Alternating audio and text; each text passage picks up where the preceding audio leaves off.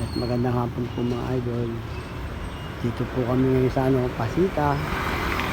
Naka-extra ng trabaho. Walang masakyan kaya ito nag-aantay kami. Nag-aantay kami ng masasakyan. Ay, labog na. Mainit na. Palubog ng araw. Maya lang. Malilim na to. Habang nag-aantay kami ng masasakyan. Kabit po tayo ng tiles. Ilang tiles ba yun? Mga 25 piraso lang kami maghapon. Pwede na yun. At least hindi naman umangal yan papatawa sa akin. Yan, tinutukan ko mo yan. Pabali, ano yan. Ano yata? 18th Street. Ito po yan. Sa Pasita Avenue po yan. Maraming salamat po mga idol sa lahat na sumusuporta. Thank you po.